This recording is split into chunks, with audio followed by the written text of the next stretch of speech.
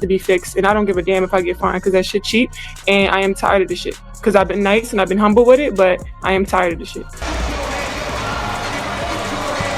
Back a little bit. You can't want to be the villain. You can't pride yourself in being the villain, and then you lose, and all of a sudden you succumb to those emotions. What do you get when pure talent smashes straight into an out-of-control attitude and then gets completely shredded by the loudest personality in sports media?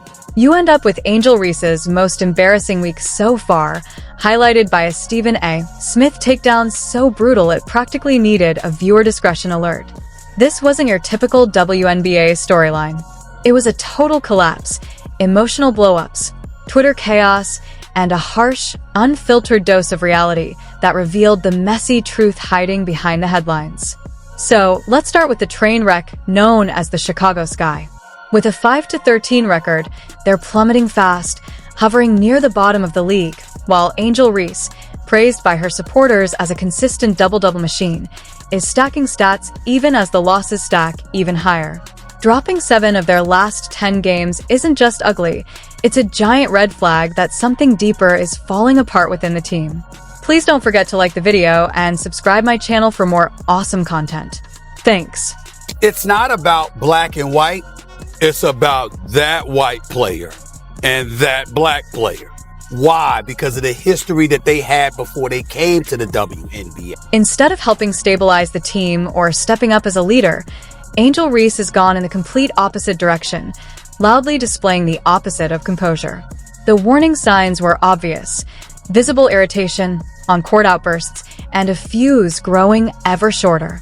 Then came the DC meltdown that flipped her season and reputation upside down, with the Sky and Mystics tied 77-77 in the final minute. Moments like these are when stars rise and show leadership. Instead, fans got to see a collapse.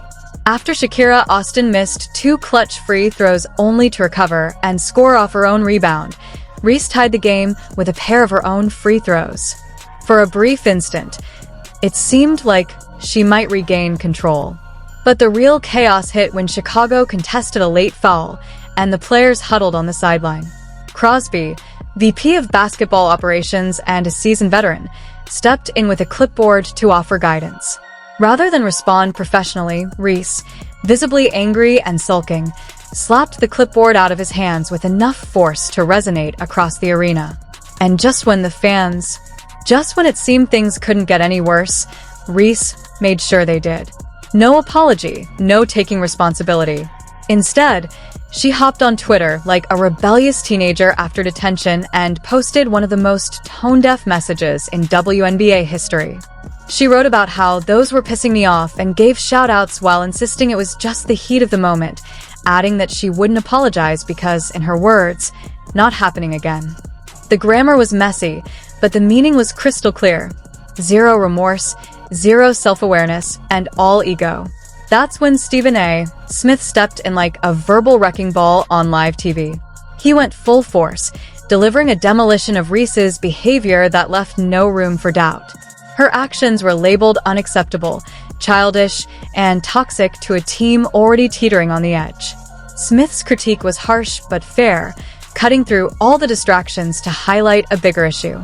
This isn't about stats, social media fame, or highlight reels. It's about maturity, leadership, and truly understanding what it means to carry the weight of being a franchise player. Reese may be popular, but until Reese figures out how to face challenges without dragging everyone around her down, she isn't carrying a team, she's sinking it. With the Sky spiraling and her reputation taking hit after hit, the real question isn't whether she can bounce back, it's whether she's even willing to grow. On top of that, she turned the whole debacle into a strange boast, implying that Crosby, the same veteran whose clipboard she had slapped away, was somehow doing her a favor by refusing an apology, as if his professionalism was there to cover for her own immature outburst. And to cap it all off, she delivered her message with a flurry of emojis and a tone that made it obvious she thought the whole incident was a joke rather than serious. There was no accountability, no introspection, no acknowledgement of responsibility, just a self-centered shrug pretending to be humor. If this had been a single mistake, fans might have ignored it. But it wasn't. It was just another episode in Angel Reese's growing record of unprofessional behavior.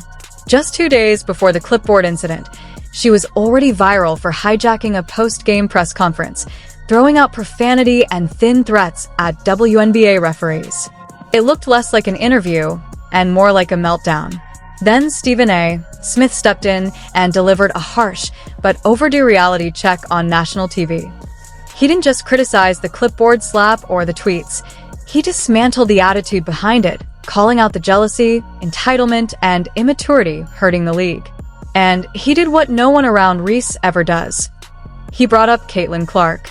Smith didn't just compliment Clark. He used cold facts to show exactly why Reese's behavior isn't just unacceptable, it's self-destructive. Smith backed up his points with hard numbers, showing that the WNBA practically revolves around Caitlin Clark. When Clark takes the court, the league draws 1.178 million viewers. When she's absent, that figure crashes to a mere 394,000. This isn't a fluke, it's a sign of how much impact she has. Smith made it perfectly clear. While Clark is lifting the entire sport, Reese is caught up in trivial battles on Twitter. He criticized the league for failing to protect Clark from nightly brutality, elbows, hard fouls, and cheap shots, and highlighted players like Reese, who seemed more focused on sending messages than on actually winning games. When Clark suffered an injury, the consequences were undeniable. Ticket sales dropped, viewership fell, and the league as a whole felt the blow. Meanwhile, Reese acted like she was the one under siege, twisting the narrative to make herself the victim. She spun tales of media bias, unfair treatment, and imaginary conspiracies, but Stephen A. Smith wasn't buying it. He spoke the unspoken truth. Angel Reese isn't misunderstood. She's mismanaging her moment. She isn't a victim. She's the problem. While Caitlin Clark works to connect college fans to the pro game and elevate the sport, Reese is busy setting fires at every opportunity. And the most frustrating part? She still sees herself as the one being wronged.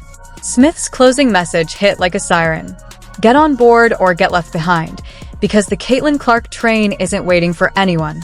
Right now, Reese isn't just off the train. She's standing on the platform, yelling at the sky while the rest of the league moves forward without her. The clipboard incident wasn't an isolated flare-up. It perfectly symbolizes her approach to the game, fueled by ego, reckless behavior, and zero accountability. Until she matures, respects the sport, and acts like a professional, she will remain exactly what she is now. A headline for all the wrong reasons.